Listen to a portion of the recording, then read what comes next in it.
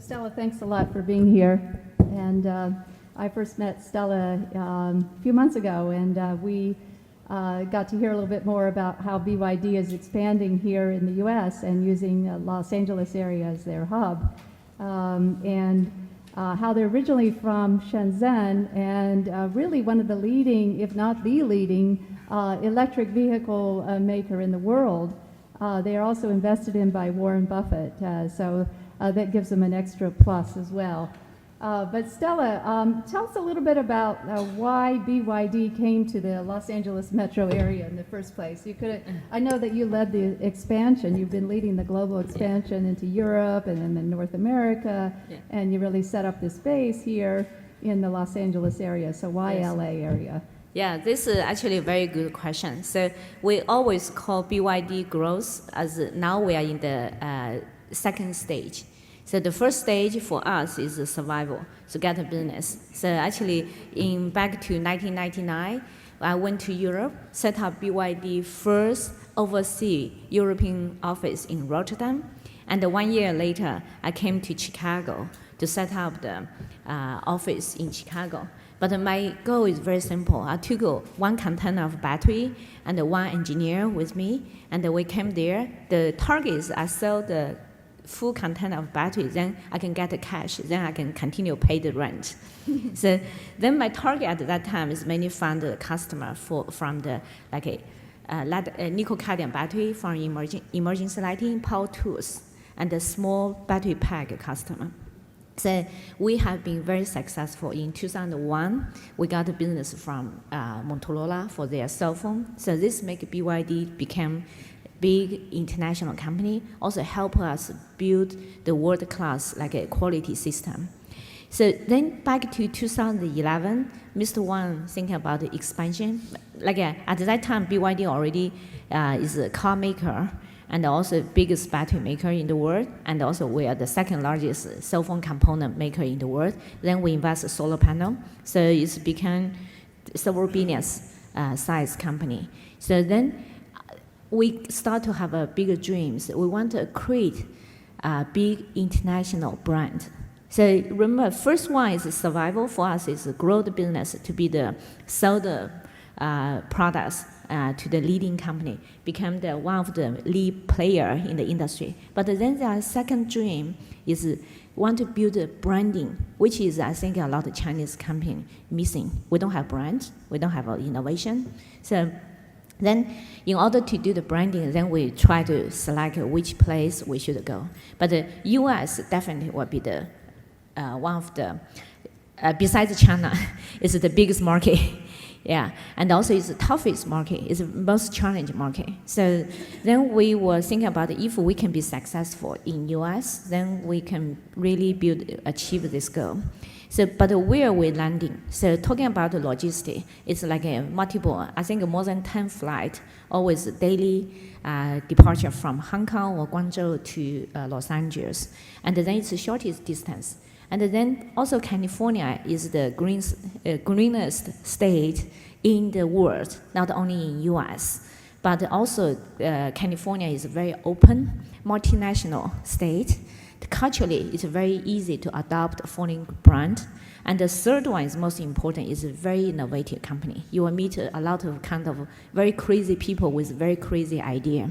But they normally, a lot of times they can make this kind of crazy idea to become reality. So that's and then plus, California, Los Angeles, in most of Chinese mind, is Hollywood. It's like a very high profile and like a movie industry. So this will give us some spots. Maybe it's like you can easily build in your brand in a very stylish, fashionable way. That's the reason we came to LA. Those sound like great reasons, and I think the audience should take note of that. So you talk about the Chinese company going global and the dream and the innovation. And what about this strategy here? How are you introducing BYD to the American audience? It's an unknown brand, really, in the U.S. so far. I mean, it has been unfamiliar, but how are you making it familiar in the U.S.? And what are the vehicles that you're introducing to the market? Yeah. So actually, I like this question. This question is a challenge, but also it's the same. I think most of Chinese company facing the challenge they are facing. So first, as a reputation, Chinese brand is always cheap, low cost, and then low quality. This means cheap. When they say cheap, it means it's two layer. So then second, then Chinese company doesn't care branding. So, but in order to change that, so if then we in the 2008 we have an initial say, okay, we come to US, we can sell our car, then we have competitive price. Then we can sell the volume, then we can just repeat the story like a Korean and the Japanese came to US 30 years ago, 50 years ago. Then we can be successful. But after I visited several dealers, done some studies, then I said, no, this will be not the direction we go. Because now the whole world is in the different position. We'll transition from the a traditional industry to the innovative industry. And this is come from internet. Maybe 10 years from now, the people's life will be different. So the 3G internet will change our life. Second is this kind of Uber business will completely change our concept for how to use in the car, how to own the car. So then third one is because of the environmental pressure and also the resource for our energy, like oil resource, is a limit. So then we could not continue burning the oil like this. Then we could not continue produce CO2 like this. So we have some solution. But this, in the future, maybe 10 years from now, every people sitting here, you will drive either EV or plug-in hybrid car. So then it's like the whole industry is a transaction to the future transportation concept. Then the whole industry is really target to reduce CO2, to taking care of climate change. So this actually gave BYD a very good chance. We can reposition ourselves and then rebuild BYD brand as an innovative company, and then with a green company, like a green vehicle company. So Rebecca, actually, some data I need to share with you. By June of the sales data, BYD already the world leading EV company in the world. We overtook Tesla, Nissan Leaf, and other companies. So then in July, August, this kind of number will continue increase for BYD. I think in the future, you'll see BYD will stay in the leading position for global EV sales, like a ranking for maybe for a long time. Yeah. So this actually mean what? Means like we can introduce BYD, the Chinese company, in different way than to tell people BYD or Chinese company has a brand, has innovation, has technology. But how to achieve that, to tell the story? Because then we deal with a very complex idea, which normally Chinese company missing is like a medium marketing, very strong like a marketing PR effort. So normally we're joking, most of Chinese company like an engineer company, they can do very good product, but they don't know how to market.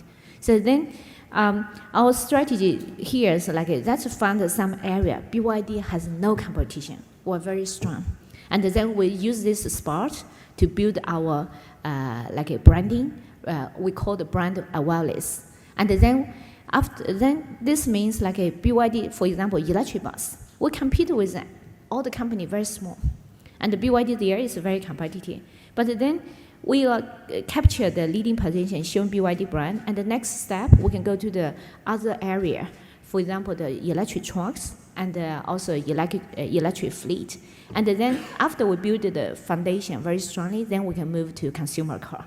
Okay, so when do you think the consumer car will be here in the U.S. market? So you already have the buses, right? Yes. And you have the trucks. Yeah, next year we will have trucks. Oh, okay, next year trucks. And what about cars? In 3 years. In 3 years, okay. And then you will see, like even for the bus industry, then they Yeah. recognize BYD is not a cheap company. It's like a high tech, high quality, and a reliable technology. So this carry on this branded image to our electric trucks. This make our electric truck sales very simple, easy. Once we say, oh, this is BYD will produce e-trucks now, then all the people jump in because they already been realize BYD is the company they can trust. So then we don't need to do too much sales work. So I hope like maybe after 2 years, it's happening the same way for our consumer car. All right, so you have some of the buses in some metro areas, right? Yes. And LA is coming up, or Pasadena maybe? Yeah, Andy, I need to talk to you. Yeah, maybe. Pasadena electric Yeah, buses. because myself live in San Marino. I enjoy the neighborhood of Pasadena. So you got like especially in my one hidden action plan, I have some project working with Pasadena art schools, art center. So as you mentioned, they are one of the top 3 car design school. So we already have some agenda. So I think we already working with AVTA, located in Lancaster, and then also Stanford University, and then also now LAMTA, we already deliver 5 buses. So we're gonna continue to deliver 20 buses. At the same time, so we're already working with Google, Apple for their coach bus, electrify their bus. So a lot of things happening in California already. Great, Yes. great. And you have the trucks at the ports, right? Yes, we are now working with LA and also Long Beach Port very intensively. Want to introduce our electric trucks. They're waiting for a sample, so to be here end of this year or beginning of next year. Are you showcasing the BYD brand on the vehicles?